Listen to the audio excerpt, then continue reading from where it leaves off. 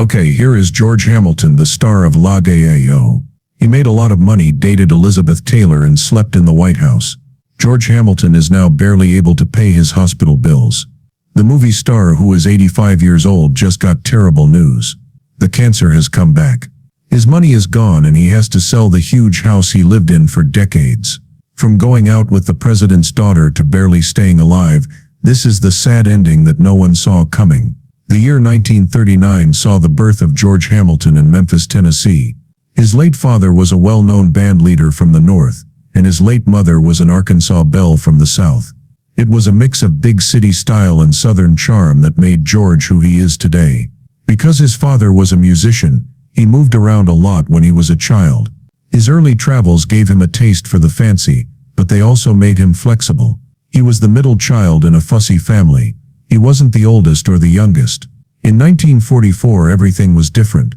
It was bad for the marriage because George's dad cheated on his wife with a singer from his band. During the war, his mom was left to raise the kids by herself. George was just 5 years old. The breakup was more than just sad. It would have an effect on his whole life. After leaving his family, his dad went to New York, quit music, and started selling perfume. He passed away young in 1957. George's childhood quickly went from fancy hotels and music to just getting by. George and his brothers went to Blytheville, Arkansas to live with their grandparents after their parents got a divorce. Life was calm for a short time. He was finally safe in his own home. He became close with his grandparents and learned how to be nice in the South, which he will always remember. But both of my grandparents died in 1947. The last bit of security was gone in an instant. His mother had 3 boys to take care of and no money or help. She had no other choice but to give up. She then flipped a coin. They were going to move to New York. Stories. That's where they would try their luck. It got to Hollywood. Everything changed with that one flip of the coin. They left for California with their things packed up. George was only 8 years old, but going to Hollywood already felt like a calling. The road wasn't smooth though. By 1950 they had moved again. This time to the East Side. George went from school to school until he finally got to GF Coast Military Academy in Mississippi. That Army school made him who he is today. He learned how to be disciplined, how to stand straight, and how to be charming. Besides being polite, he stood out there because of how calm he was. His public life was smooth, but his private life was still dark. The bad relationship he had with his wife began before he was even a teenager and was still going on. He kept it a secret for many years. At age 19 in 1958, everything changed. George was asked to do a screen test by MGM. He didn't go to acting school. All he had was a high school acting award and natural charm. He was poor and barely getting by, but an agent saw how good he looked and signed him. He was given a chance by MGM. For his part in Crime and Punishment USA, he got $500. They didn't want him at all, and it wasn't worth much. They liked Anthony Perkins better. But George was the only one they had, and he shocked everyone. He put on such an intense show that it shocked the reviewers. He played a law student who kills a pawn shop owner and then feels bad about it all the time. George made the figure both cold and weak in some way. He won a Golden Globe for Best New Actor for that part. In fact, he was nominated for a BAFTA, but Hollywood didn't really care about him. He had to offer a bottle of Jack Daniels as a reward in order to get on TV. That's how tough the business was to predict. You'll be famous one day. After that, you beg for work. At this point, he did something else brave. He began tanning, in-depth, full and strong. It wasn't for show. It was a brand. George didn't want to blend in with all the other good-looking guys in town. The tan made him stand out right away, and it quickly became his signature look. He and actor John Derek even competed in a fun way to see who could get darker. George made the color of his face a part of who he was. He'd joke about it, own it, and use it to stay popular, even after he stopped playing. Then in 1960 there were Boys. George played a cool, wealthy college student. The movie did well. It was clean-cut, charming, and just the right time for America to be changing. The book had political ideas, but the movie didn't show any of them. George thought the movie was funny and light, but people loved it. It was even made up on the spot, with him drawing a question mark in the sand next to his co-star. That one moment made him a star for sure. The movie showed how sex and relationships were changing in American culture in a quiet way. Researchers have talked about George's part in a larger conversation about gender, dating, and pop culture for many years after the event. In 1965, his role as Hank Williams caught the attention of the Johnson family, which was the most powerful family in America. He met Linda Bird Johnson, the president's daughter, at a White House dinner that way. She liked to read, was quiet, and was like a ruler. He was cocky, smooth, and from Hollywood, but they got along. George later said that he could tell she had a wild side despite how calm she looked. Their love story spread quickly across the country. Celebrities like them walked the red carpet, went to Acapulco, spent Easter at the LBJ Ranch, and even stole the show at the Oscars. Bob Hope made fun of her by saying she already had a Hamilton watch and didn't need another one. Behind the scenes, though, not everyone was happy. There was a lot of anger from President Lyndon B. Johnson. George scared him. He was worried about more than just a Hollywood star dating his daughter. He was even more suspicious than before. He did something that no father should ever do. He asked the FBI to look into it. It wasn't just a background check, though. The tone was private. The president asked Abe Forrest of the Supreme Court and J. Edgar Hoover to learn more about George's life. They were interested in everything. His family, his friends, his credit cards, and even reports that he is gay. George was scared of the worst because his brother was gay. Back then, even a hint of being gay could ruin lives. The FBI looked into it more. Even though they didn't find anything bad, they didn't stop. Then the weirdest thing happened. A shooting trip at the president's ranch that no one knew about. The White House called George. He was going to be in Texas, not a question. Johnson led him right into the woods, gave him a gun, and stared at him as if to say, "This wasn't about deer." George had to quickly think of something. He went along with it, fired the gun, and even made the president proud.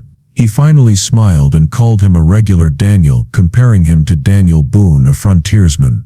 But George knew what was going on very well. It was not hunting, it was a test. A test of how manly, reliable, and in charge you are. At the same time, his draft position was creating another storm. George didn't join the military because he said he had to take care of his mother and brothers. Police and media could smell a lie, though.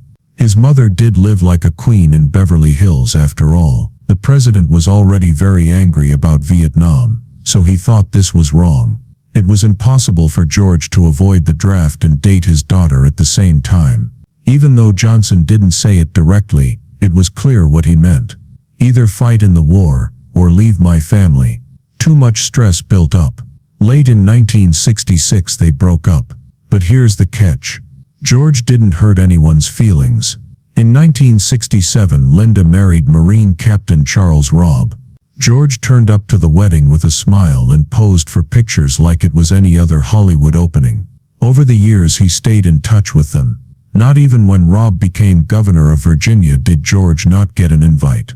He wrote in his autobiography that he saw the event and thought, "That could have been me." The Robbs took George to see him play on stage in Washington, D.C. in 2012, long after the news stories about him were over. They even had him over for dinner. Even though decades had passed, the link was never really gone. George Hamilton never married the president, but for a strange moment in the 1960s, he was closer than any Hollywood character had ever been. By the late 1970s, George was no longer the center of attention in Hollywood. Then there was a strange but clever turn of events. In the 1979 movie Love at First Bite, he played Count Dracula. No one had high hopes, but Hamilton not only acted in it, he also helped make it. The movie became a big hit, which was a surprise. He leaned toward the silly instead of taking things seriously. He had his Dracula dance to disco music and tell jokes. A lot of people loved it.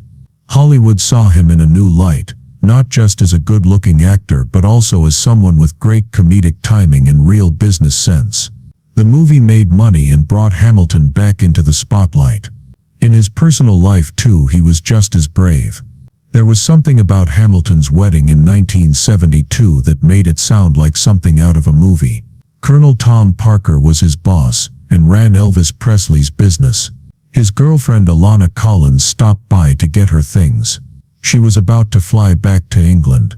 Parker just spoke up and said they should get married that same day, and they did. They were on Elvis's private jet in his room where a judge was waiting and a small dog acted as the maid of honor. They even had time to play roulette. He lost $15,000, but he got married and came home. They met years ago in Acapulco and fell in love, but they couldn't stand each other. It began as a pinch, then a slap, and then a quick romance. But it turned into more. After 2 years they had a son named Ashley. Hamilton was known as a playboy, but he was surprisingly serious when he became a dad. As he filmed Medusa in Greece, he took time off to spend with his family. As an adult, Ashley turned into an actress and was in movies like Beethoven's Second and Iron Man 3. George and Alana raised him together even after they got a divorce. George wasn't just a good dad to his own son either. He also became close with Alana's children from her second marriage to Rod Stewart. The family was strange, but it all worked out. A lot of divorces in Hollywood are cold or crazy. It wasn't like theirs. George and Alana broke up in 1975, but they never really stopped loving each other. They stayed close friends. Every day they talked. They ate dinner together. George was always late, so Alana drove. They made jokes about getting married again, but they didn't have to. Their marriage was better than most. In the past, George said that after the divorce he would miss something and then understand it was her. They were more than just a couple, they were into each other. Alana said it all so well. He has my back and I know he has mine. After that, George Hamilton had another storm.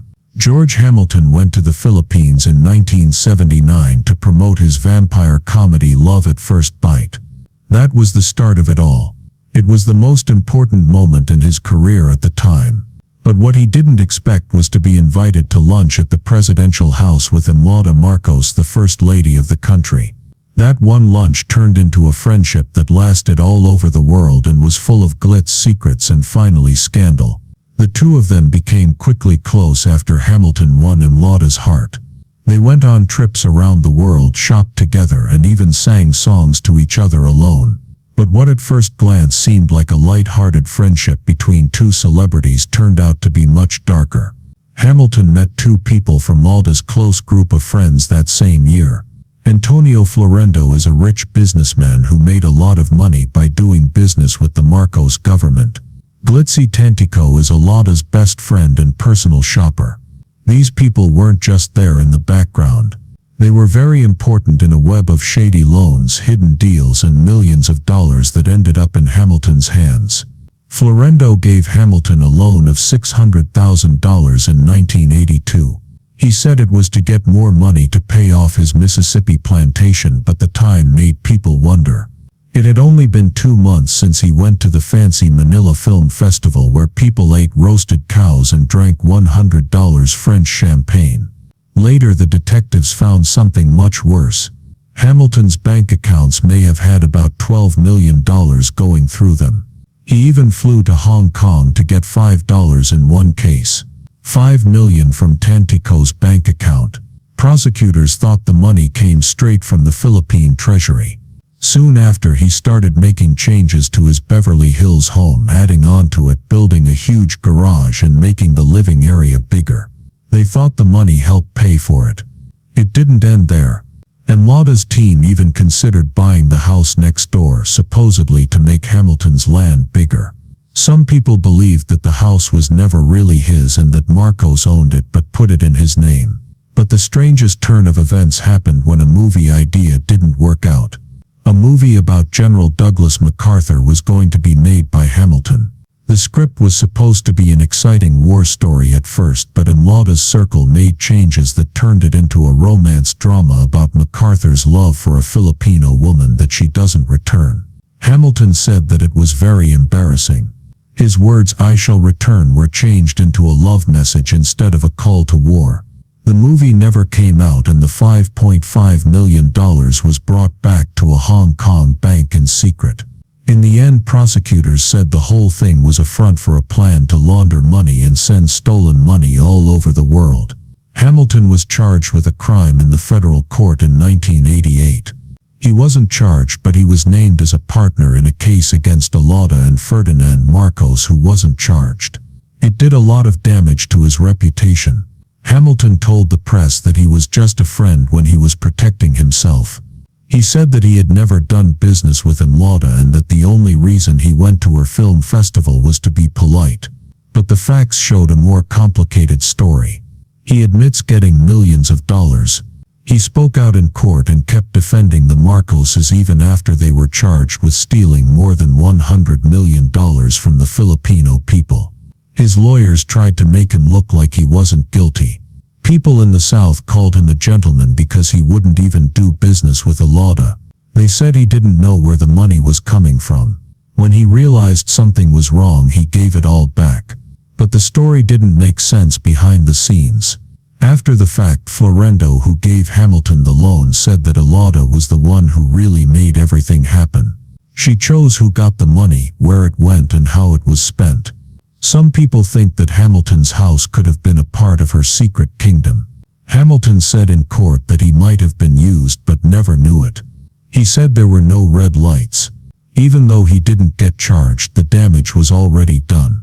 Because he was friends with Hilda, he got involved in one of the biggest corruption scams of the 20th century. A forgotten war movie may have helped hide the fact that millions of people had died and reputations had been destroyed. In the middle of the 1980s, there was a strange event on the set of the movie Poker Alice. George was in a movie with Elizabeth Taylor. The Elizabeth Taylor, of course. And it wasn't just for the cameras that they got along. It got out into the real world. They went out together for a year and stayed close after they broke up. The real shock, though, came after. Elizabeth sent George a real solid gold ace of hearts from Cartier as a breakup gift. George thought it was funny that it said, "Dearest George, I love you even though you are an asshole." It wasn't a joke, it was a funny and sweet way to say that we're always linked. The person was Elizabeth, strong, funny, and memorable. George always thought about her. George did have other beautiful women in his life, though. In 2009, George dropped a bombshell during an interview on a reality show. At least 4 Miss World winners had dated him. The message was clear, but he didn't say who it was. The man liked women who looked like royalty from around the world and wore high heels. In the 1960s and 1970s, George was everywhere. He carried a different beautiful woman on each red carpet, movie set, and magazine cover. A joke was made by Burt Reynolds, who sent him a birthday card with a picture of Tony Curtis and Anthony Perkins mixed together and written "Love from Mom and Dad" to George. George thought it was funny, everyone saw it. When George met Kimberly Blackford, a swimsuit model who was only 20 in 1995, his love life took a dark turn. George was 56 years old. Hollywood just shrugged. That's just George. But this wasn't just a one-night stand. They were together for 4 years and had a boy named GT for short. George stayed involved with his son's life even though he didn't marry Kimberly. The way GT was raised was very strict. George sent him to a military school just like he did with Ashley, his older son. Even though they were 60 years apart in age, the father and son became very close, which shocked everyone. GT turned out to be calm, driven, and polite. George saw it as a second chance to be a good dad. Alana Stewart, his ex-wife, stayed close. She got married to Rod Stewart and had 2 more children, Kimberly and Sean, after they split up. At that point, most people would leave. Not George. He took care of Rod's kids like a second father. It worked in some way. There was even a reality show called Stewarts and Hamiltons about the whole mixed-race family in 2015. It was strange, funny, and surprisingly useful. Eleni and George still talk almost every day. They talk, eat, and hang out like old friends. In fact, Alana drives because George is always late. After many marriages and splits, they found something that seemed like a family. George's life wasn't all fun and games, though. He lost his hearing in his left ear when he was a child because of measles. He kept it well hidden. A lot of people didn't know. Later, the doctors told him that the nerve damage would last forever. That was meant to be the end. But then an old friend, Gloria Swanson, stepped in and said, "Go to Switzerland." There George tried an experimental treatment with stem cells long before stem cells were a thing. It was painful, expensive, and completely off the grid. But it worked. Slowly his hearing came back. Within a month he got back 95% of what he had lost. George said the clinic was full of famous people, but no names were given. They were sneaking in quietly, hoping for their own miracle. It felt like a secret group of rich and famous people looking for one last fix. After many years, in 2025, George had another big scare. His heart valve was becoming weak. Most people would get ready for the worst at age 86. Not George. He had surgery on his heart and he was out of the hospital in 2 days. The doctors didn't believe it. He was walking, lifting small weights and stretching again in just a few weeks. His heart rate dropped to that of a runner. George said it was all because of the shake he drank every day, which was full of kale, almonds, bananas, and any other green goodies he could find.